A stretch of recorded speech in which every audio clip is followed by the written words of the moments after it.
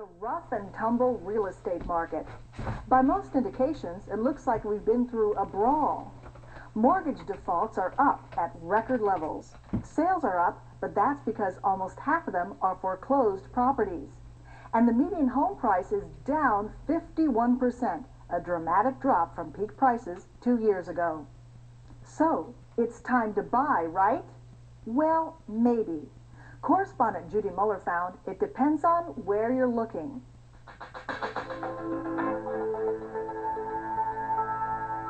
Here's a value.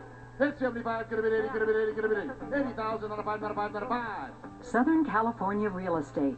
For years, it was like a game of Monopoly, only with all winners and no losers.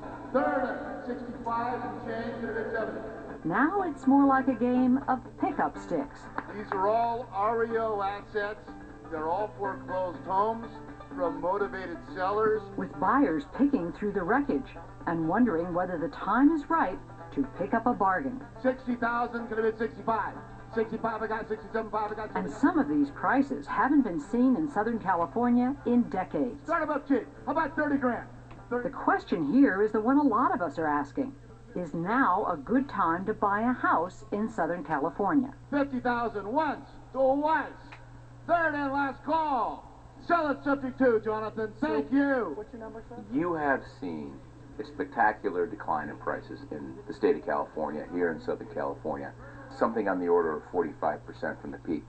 They've never dropped like this. But then again, we've never had a bubble which was so huge. We've never had prices so out of line with people's incomes. Economist Christopher Thornburg was among the few who predicted how bad the real estate market would get. Now he's looking at the bright side of the housing bust. Most of the decline we've seen to date has been necessary just to bring us back to historic norms. As much of prices have dropped, realistically, it's just now that prices are back in line with incomes here in the state of California. That's welcome news to Marion Watson. This needs a lot of work, brother. How much money do you think it would cost to renovate this thing, man? He has a good-paying job as a drug company sales rep. But for 10 years, he's been renting an apartment, watching as home prices went off into the stratosphere. Oh, wow. Well, what crossed my mind was I'm never going to be able to afford to live in L.A. I'm going to have to go out to Moreno Valley or someplace like that where the housing prices are a lot less. Is there a 203K loan available for this? There are 203K loans available. But it's certainly at a price now, and a price point where it makes sense to buy. This is actually the cleanest, brightest room in the place. His real estate agent is Victor Jackson. The real first-time home buyer that we're seeing now are the ones that couldn't get into the market a few years ago because they couldn't afford the monthly payment. They could maybe come up with a down payment, but the monthly payment was so large that they couldn't live their lives based on the mortgage payment. This Gardena house is being listed at auction with a starting bid of $103,000. A few years ago, this property would probably sell for about $525,000. It's price drops like that that have drawn Marion Watson and thousands of others into the market, driving the rate of home sales way up, 30% in the past few months. Bert Slusher is a real estate investor who's followed the rise and fall of the LA housing market. He says the sales figures don't tell the whole story. In March, we had about 20,000 homes that sold in the entire Southern California region. 10,000 of those homes were actually foreclosure resales. And those are really depressing the market price on the downside. In a bubble this big, the lower end takes a hit first, then you start seeing the middle range take the hit, and then the upper range take the hit. And in this new fractured market, the bulk of home sales are not going to families and first-time buyers, but to a new breed of real estate investor. On a recent Saturday, one group went on a buzz tour of distressed properties in South LA County. People will tell you, oh, it's coming down, we're close to the bottom. I don't know. I just have to buy right. If I buy 50% on the dollar, I got a nice margin, so if this is even going to go further, I think I'm going to say buy. So it's just not smart buying. Remember I showed you a portion of the front of the house that is sinking and looking low? To help these wannabe investors make a smart buy, property rehab specialist Pete Youngs is training them in what to look for when buying a foreclosed home. The window sill. Their goal is to find affordable properties and fix them up. not to flip them quickly in a resale like the old days. No, these buyers are hoping to make a long-term investment. All I would do is get concrete mortar mix and a 12-inch wide metal scraper. If the mortgage on a home is low enough, they can make a profit by renting it out. When people hear that I'm an investor in real estate, they say, "Are you crazy? Are you going to lose all your money? Do you know what you're doing? Don't you listen to the news?"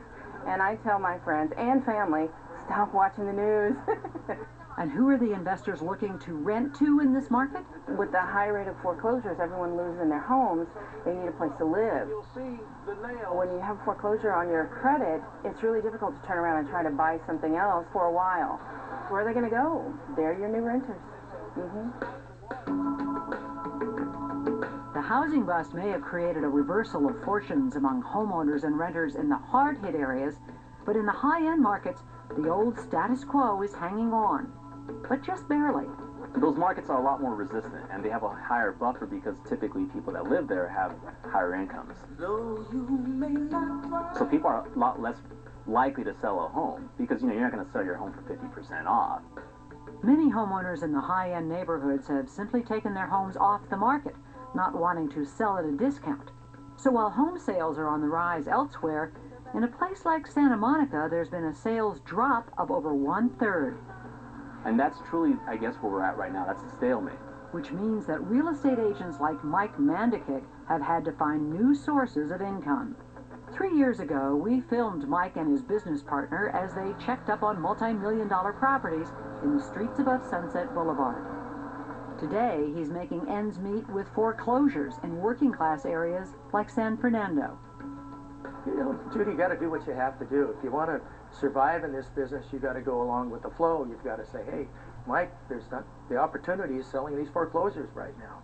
So a commission from a house in Beverly Hills can carry you for a while, but you'd have to sell a lot of these to make up for what you've lost in the Beverly Hills market. Probably about 5 to 10 of these to sell one big house in Beverly Hills, yes. Mike hopes that the West Side market picks up soon. But before that happens, the home sellers may have to face some harsh realities. I have a word I like to use. I call it home hallucination. What I call home hallucination is the ability to convince yourself that while the price of everybody else's home is going to fall, your neighborhood is clearly different.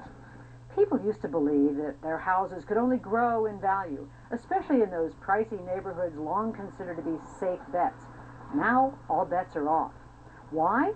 Because as more and more high-income people lose their jobs, they may be forced to sell their houses, dropping prices in those neighborhoods even more. Even in the toniest neighborhoods, you've seen declines in prices of 15 to 20% so far, probably another 15 to 20% to go. We got to clear through the economic mess. Unemployment has to start coming back down again. When home prices hit bottom, they're going to stay there for some time. So, is this a good time to buy? Absolutely. Is it a good time to buy in 6 months? Absolutely. Is it a good time to buy in a year and a half? Absolutely. Take your time. Thank you all. Joining us now is Judy Muller. Judy, are we finally hitting bottom on this subprime mortgage crisis? Well, the subprime mortgage crisis has definitely bottomed out. But economists are telling us that there's another shoe ready to drop in the form of dicey mortgages called Alt-A's and option arms. And they don't know how many of those are out there still. Even prime mortgages may be in trouble if the economy worsens and more people lose their jobs. What about refinancing? Isn't this a great time to refinance? It's a great time to refinance if you qualify. The banks that used to give all this money away to mortgages without even checking half the time are now tightening up those controls.